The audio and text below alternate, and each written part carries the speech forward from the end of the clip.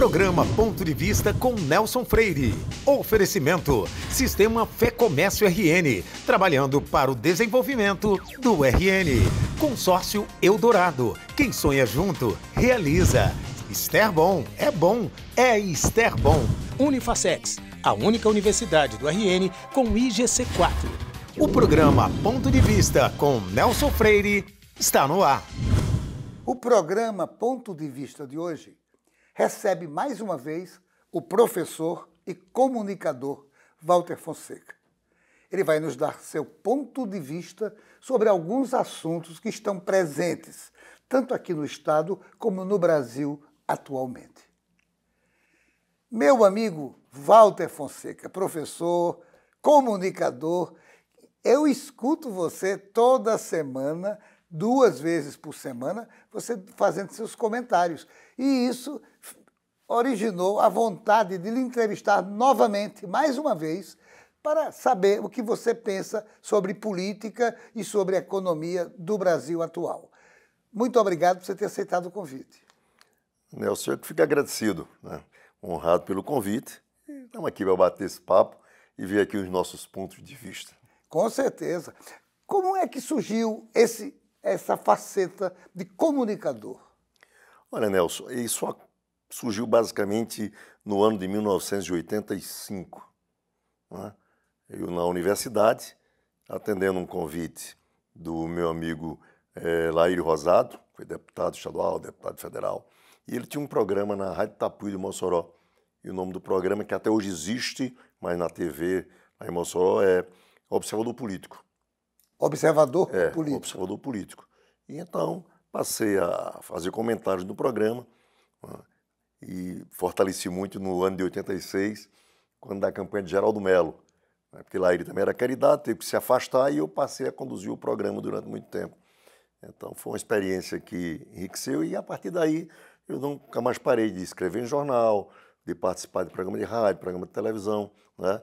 Quando não na própria, nas redes sociais, nos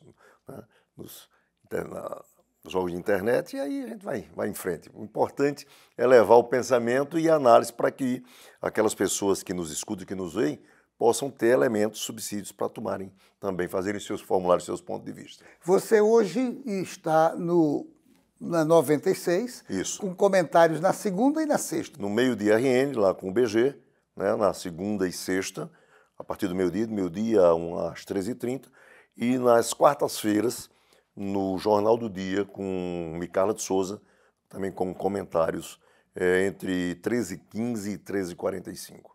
Agora, Walter, como é que você está vendo a política brasileira hoje?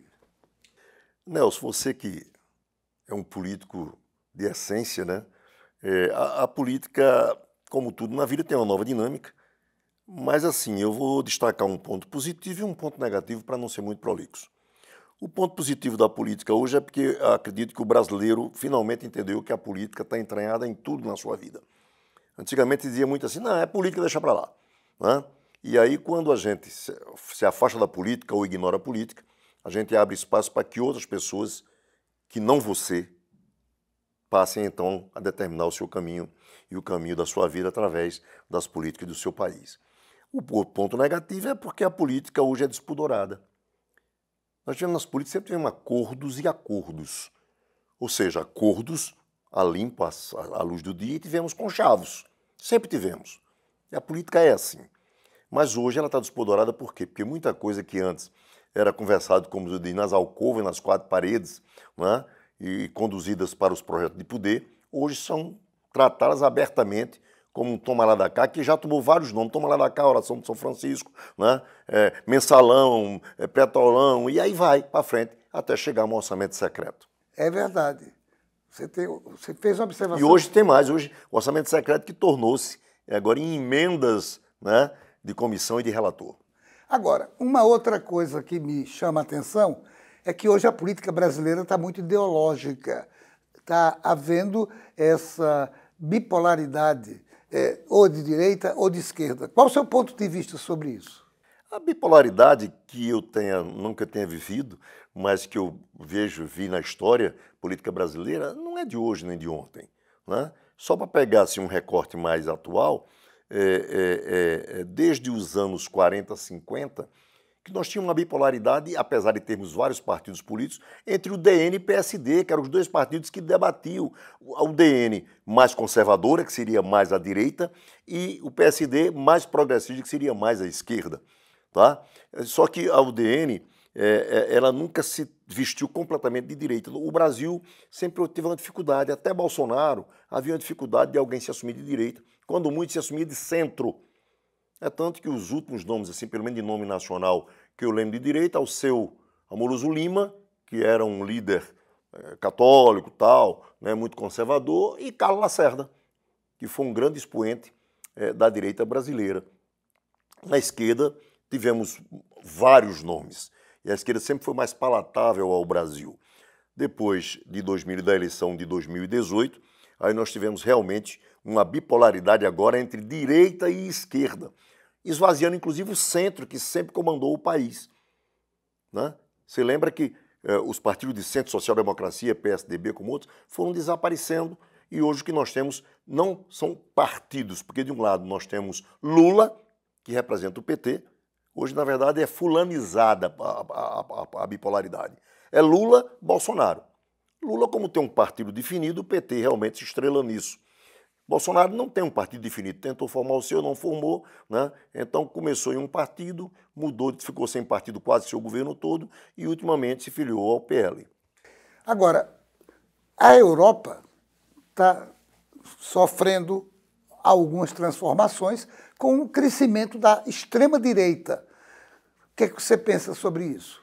Eu discordo dessa narrativa, sabe, Nelson, porque se coloca esse nome extrema-direita já para criar uma reação, né, do eleitorado de centro. O que nós vimos foi um crescimento da direita. A extrema-direita é aquela história, cresce muito quem é pequeno. No Parlamento Europeu, por exemplo, a extrema-direita tinha um número X de parlamentares em 2 partidos. Aumentaram 11 cadeiras somente. Mas como ele só tinha menos da metade disso, então quase que teve um crescimento absurdo. Então esse crescimento relativo, Ariano Suassuna já dizia que a pior mentira que existe é a mentira estatística. Então se você tem 2, passou para 4, que não é quase nada no universo, mas você aumentou 100%. Se você for olhar o aumento relativo, percentual, dá uma ideia disso. Então hoje, a narrativa de esquerda no mundo leva muito a esse ponto para poder alimentar a polarização. Ainda ontem, lá na Europa, o presidente Lula estava, agora ele está querendo criar uma polarização entre tecnologia e não tecnologia. Ele praticamente esbarrou no Elon Musk de novo. Ele comprou uma briga do Elon Musk, que era do Supremo, não era dele, mas ele comprou. Então ele ontem fez uma crítica direta a quem tem seus próprios projetos espaciais. Certo? Então isso realmente mostra que há um domínio da esquerda no mundo todo, nos meios de comunicação. Tá certo? Nós vimos o que aconteceu com a pandemia, que ninguém podia dizer praticamente nada, porque quase tudo ele era censurado, ainda hoje. Eu tive 2 posts meus censurados dia desse no Instagram, porque eu reproduzia a verdade, eu reproduzia programas da CNN.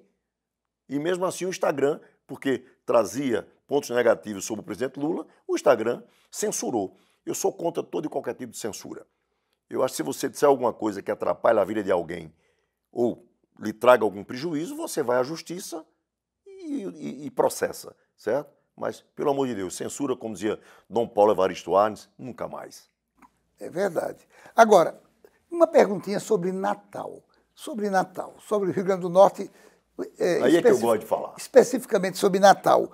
Qual é seu comentário sobre a política natalense e qual a perspectiva de eleições este ano para prefeito? A política natalense e norte-riograndense está muito empobrecida de lideranças. Nós tivemos nomes, a vida aí está aí para nos mostrar nomes que foram verdadeiros líderes e longevos. Não estou dizendo que foram bons ou foram ruins, eu estou dizendo que exerceram liderança, tá?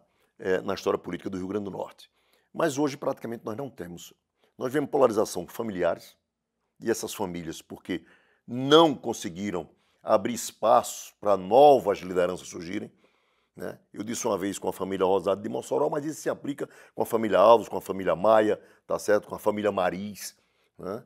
Eu digo sempre que essas famílias no Rio Grande do Norte, elas sempre se portaram na política como uma grande, frondosa, bonita e produtiva mangueira. Quem conhece a mangueira sabe que é uma árvore bonita, é uma árvore que produz um fruto muito gostoso, tá certo? Dá uma sombra espetacular, mas ela secreta, ela produz um hormônio, tá certo? É tipo uma resina, e é muito comum na manga, a gente vê isso às vezes, na madrugada, que cai no solo e onde cai não cresce nem erva daninha. Então essas famílias não permitiram, na ânsia de só colocarem os seus nos cargos-chave, nos postos onde cava, tal, da administração pública, podaram, em grande parte, o surgimento de lideranças. Certo? Isso estamos vivendo. Nós temos muitos políticos e poucos líderes. É verdade. Agora, qual a sua opinião sobre o que pode acontecer no final deste ano, em Natal, por exemplo, que nós temos 4 candidaturas postas, uma de direita, 2 de centro-direita e uma do PT? Nelson, veja bem, eu vou pedir aqui a ajuda do poeta quando diz tudo pode acontecer, inclusive nada. Né? Quando eu digo nada, é manter o status quo. Tá? Nós temos uma candidatura de esquerda, no escopo de esquerda, que é a deputada Natália Bonavides. Nós temos uma candidatura de centro-direita, que é a de Paulinho Freire. Nós temos uma candidatura de centro-esquerda, que é a de Rafael Mota. E nós temos uma candidatura do badalo, porque toda hora, toda época está em um lado, que é do ex-prefeito Carlos Eduardo. Já foi bolsonarista, já foi lulista tal, e agora ninguém sabe para onde vai. Né? Então, Carlos Eduardo ele não tem uma definição ideológica. Tá? Agora, é um político que tem um recall muito grande, uma lembrança muito forte na população. Eu tive a curiosidade de pesquisar, Nelson. Carlos Eduardo foi candidato a primeira vez a deputado estadual em 1986, se eu não me engano, salvo engano. Ele participou de lá até agora, de 12 eleições. Dessas 12 eleições, ele foi candidato em 11. Então ele é uma figura muito presente, por isso que o nome dele aparece tão fortemente nas pesquisas. Vamos entrar na fase de campanha. Vamos ver se esse voto de Carlos Eduardo é um voto concreto, é um voto cristalizado ou se é um voto de lembrança. Tá? Porque a campanha é algo que vai mostrar todas as coisas positivas e negativas que tem o candidato. Carlos Eduardo tem quase nenhum tempo de rádio e televisão, Carlos Eduardo tem um fundo partidário pequeno, Carlos Eduardo não tem o apoio de penetração de vereadores, de deputados, etc. Certo? Paulinho tem uma grande estrutura partidária, tem uma grande estrutura de fundo eleitoral, tá? Tem um grande espaço de rádio e televisão, mas ele precisa ter uma presença mais firme, mais decisiva. Você conhece, Paulinho é aquele político mais de bastidor, aquele político que não é... Mas ele agora está indo para um cargo executivo. É verdade. Rafael, um menino jovem, mostrou-se deputado federal 2 vezes, teve um bom desempenho quando ninguém esperava na campanha de senador, teve mais de 400 mil votos, com a estrutura mínima. Fez agora uma posição pendular, foi para Álvaro, esperou e tal. Né? Se ele agora não mantiver a candidatura e aceitar ser um vice de Carlos Eduardo ou desistir da candidatura, ele pode estar decretando o seu politicídio. Não vou dizer que é suicídio, mas seu politicídio ou seu suicídio político. Muito boa observação, muito bom comentário, muito boa a sua percepção sobre o quadro aqui em Natal. Mas não saia daí, nós voltamos em instantes para o nosso segundo bloco. Programa Ponto de Vista, com Nelson Freire. Daqui a 20 anos, muita coisa vai mudar no mundo. Os carros autônomos estarão por toda parte. A inteligência artificial vai fazer parte do nosso dia a dia. A biotecnologia vai eliminar doenças e nos ajudar a viver mais. As relações vão ficar mais próximas ou mais distantes. E todo mundo, dizem, vai falar a mesma língua. Mas por enquanto que o futuro não chega, você pode se preparar da melhor forma, aprendendo novos idiomas, diminuindo distâncias e fazendo o seu mundo maior. Nestes 20 anos, o Senac Idiomas comemora suas conquistas, ajudando você a chegar aonde você quer estar. Senac Idiomas, 20 anos, celebrando seu futuro.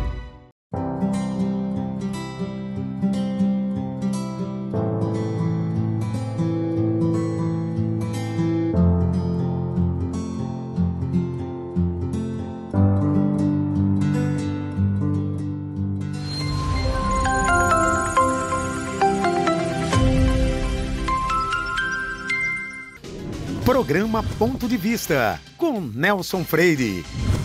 Esse programa também tem o patrocínio da FASEX, a instituição de ensino superior genuinamente potiguar, e da Esterbon, moderna indústria que produz sorvetes, picolés, água e gelo mineral, além de polpa de frutas, cobertura e casquinho para sorvete. E voltamos à nossa entrevista com o comentarista Walter Fonseca. Walter, a gente percebe que há uma certa tendência clara de oposição aos governos federal, estadual e municipal. Tem como o comentarista ser neutro nessa situação? A neutralidade é antinatural na pessoa humana. Todos nós temos nossas convicções, necessidades, vicissitudes, preferências, né? E antipatias também. Mas, assim, quem trabalha com comunicação, ele precisa buscar o mais possível, né, essa isenção, porque ele tem uma responsabilidade com o seu leitor, com o seu telespectador, com o seu ouvinte, né, para que não esteja sendo desonesto de querer manipular. Eu preciso dizer o que eu penso para você interiorizar isso e tirar a sua conclusão. Mas eu não tenho que dizer para você, não, Nelson, você vai seguir isso porque eu sigo. Não. Eu tenho a liberdade de escolher, você também deve tê-lo. Agora, os governos têm que entender o seguinte, há uma tendência muito forte de grandes investimentos na área de comunicação. Comunicação, entenda-se, patrocínio. Eu acho que no Brasil poderia haver uma lei que dissesse assim, a visualização que a sociedade vai ter de um governo são suas obras.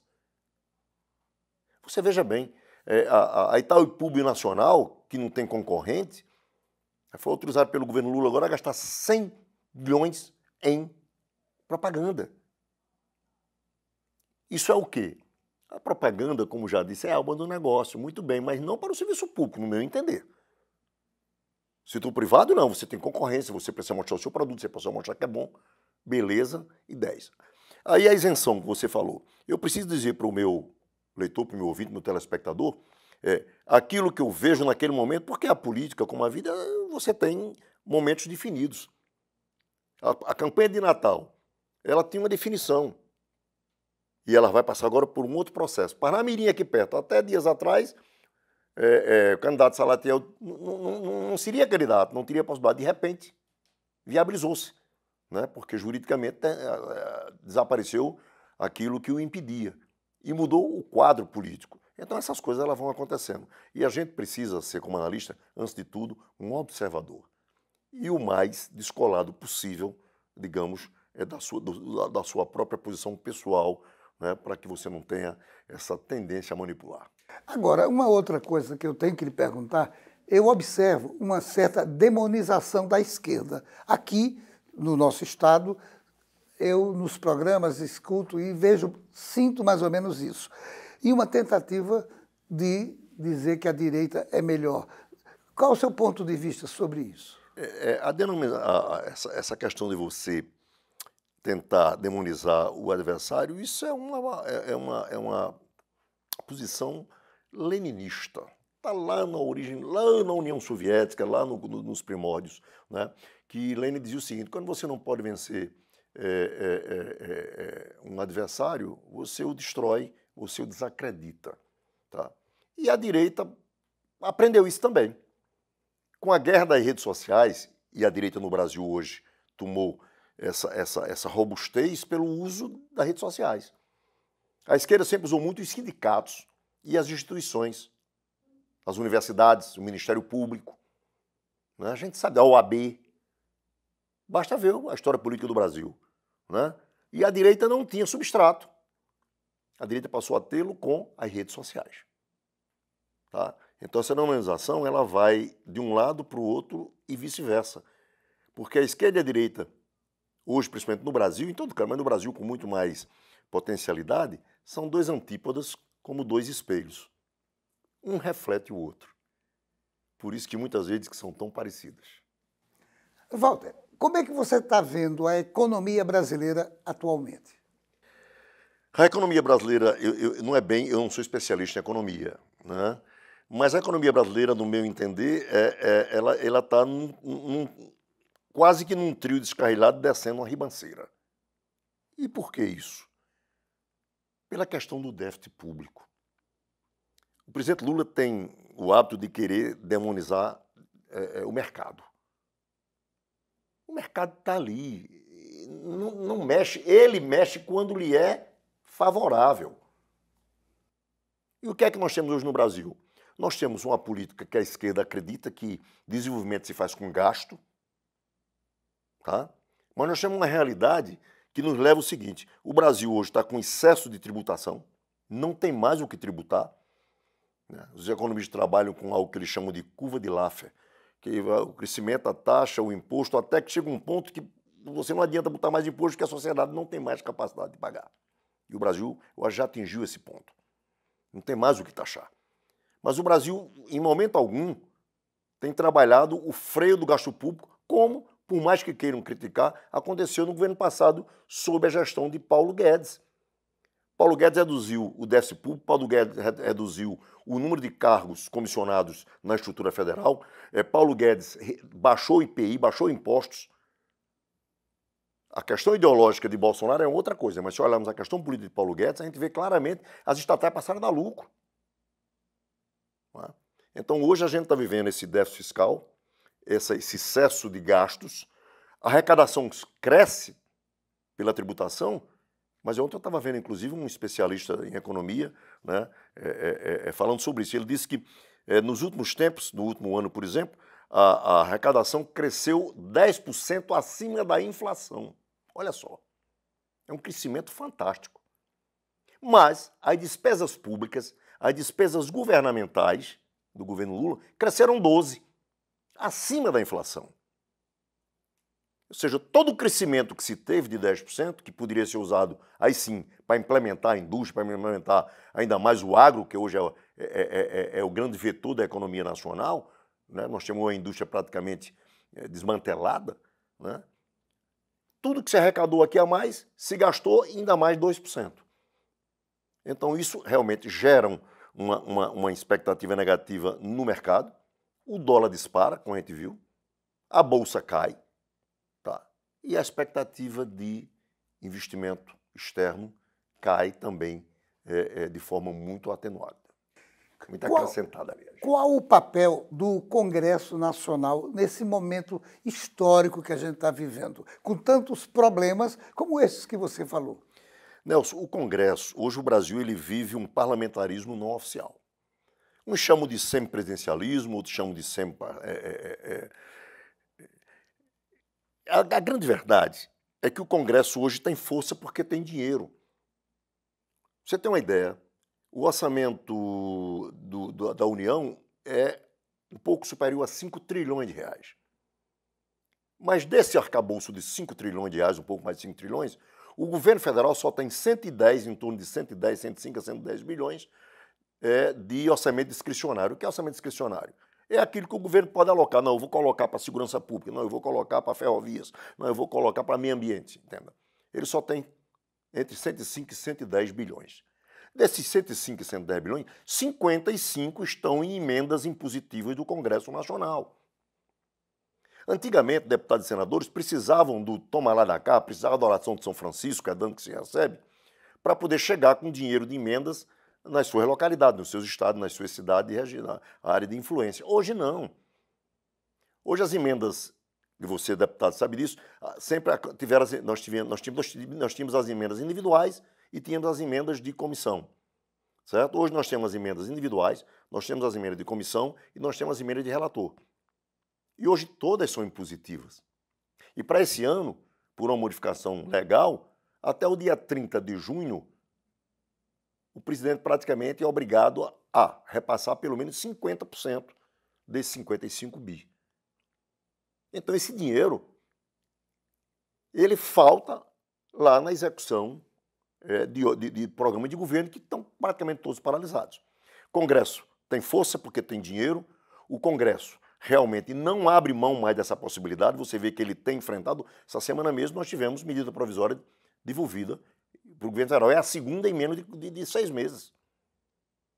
Agora, o Congresso Nacional precisa de uma pressão popular para que também ele entenda que os interesses não são só dos deputados e senadores. Aliás, os interesses maiores dos deputados e senadores deveriam ser os interesses dos seus eleitores, das suas regiões, dos seus estados. Seria uma proposta técnica mais importante que a proposta política individual? Olha, Nelson, você sabe, o orçamento público ele é organizado pelo Executivo. Ele é proposto pelo Executivo, tecnicamente, né, nas suas áreas de planejamento. Na União, através do Ministério do Planejamento, aqui no Estado, através da Secretaria de Planejamento, que hoje juntou nós tivemos uma junção de tributação, com fazenda e tal, mas sempre você tem um órgão de planejamento. Ele organiza, certo? Tecnicamente, né, e também para atender os programas de quem se elegeu, para o Executivo, o presidente, o governador, o prefeito, e vai para a discussão no Legislativo. E no Legislativo ele sofre emendas. Retira-se de um canto, põe-se outro e tal, né? Mas o que nós temos hoje no Brasil é um lobby transformado hoje em frentes parlamentares, principalmente do Congresso Nacional, nas Assembleias nem tanto. Você tem a Frente Parlamentar da Agropecuária, que é a maior de todas. Você tem a Frente Parlamentar Cristã, você tem a Frente Parlamentar de Defesa dos Direitos da Mulher, você tem a Frente Parlamentar da Bala. Né? Então, esses parlamentares em bloco, eles trabalham como lobby. Agora, seu ponto de vista sobre a ação do Poder Judiciário hoje no Brasil? O Poder Judiciário deveria ser a grande estrutura moderadora. Vou usar um termo até que teve discussão há muito tempo. Né? São 3 poderes da República. Zé Disseu diz que não existe esse terceiro poder. Zé Disseu diz que não existe poder judiciário. É um apêndice. Poder são aqueles eleitos, o legislativo e o executivo. Mas, desde a Revolução Francesa, que nós temos os 3 poderes. Né? Numa república. Executivo, legislativo e judiciário. Hoje o que nós temos, na verdade, é a junção de 2 poderes, claramente o executivo e o judiciário, tá? E de um outro lado o poder legislativo. E o poder judiciário está mostrando aí, as pesquisas de opinião têm demonstrado a queda de credibilidade que temos tido, principalmente na nossa Corte Maior, que também, voltando a invocar Zé Disseu, que ele diz Supremo coisa nenhuma, Supremo de quê? Mas está lá, na lei, foi criado na Constituição como Supremo Tribunal Federal, porque nos Estados Unidos existe a Corte Suprema, certo? Quando eu tenho saudades, né, quando nós tínhamos uma corte que julgava apenas temas constitucionais. Porque nós temos o STJ, que era o antigo Tribunal Federal de Recursos, que deveria ser a última instância para crimes políticos, para problema de outra ordem. Problema de ordem constitucional, não, tem que terminar. Hoje, se houver um roubo de um sabonete num supermercado, dependendo do advogado e das condições, ele pode chegar a julgamento até o Supremo Tribunal Federal. Então, vou terminar agora com uma última pergunta que você vai ter apenas meio minuto para responder. O Brasil tem jeito? Tem. O Brasil tem jeito. Basta que o eleitor entenda que ele tem a maior arma para fazer o Brasil ter jeito. É um documentozinho desse tamanhinho, verdinho, tá certo? Chamado título de eleitor. Então, na hora que se ele usar bem isso aí, se ele não vender sua consciência, se ele não aceitar favores para isso e for escolher pelo bem do Brasil, o Brasil tem jeito demais. País maravilhoso, abençoado por Deus. O melhor Brasil, o melhor país que tem no mundo. Não tenho dúvida. Professor, só me resta agradecer sua participação sempre brilhante. Você que é um grande comentarista político e lhe agradeço por você ter aceitado o convite de falar conosco no ponto de vista de hoje. Sempre à disposição, desde que não venha a cansar o ponto de vista dos outros e o seu, estarei sempre à disposição. Eu que agradeço honrado o convite. E a você, meu amigo, minha amiga, telespectador, telespectadora, só me resta agradecer sua costumeira audiência. Saiba que no próximo programa Ponto de Vista traremos outro assunto do seu interesse. Programa Ponto de Vista com Nelson Freire. Oferecimento: Sistema Fé Comércio RN, trabalhando para o desenvolvimento do RN. Consórcio Eldorado. Quem sonha junto, realiza. Esterbom é Esterbom. Unifacex, a única universidade do RN com IGC 4.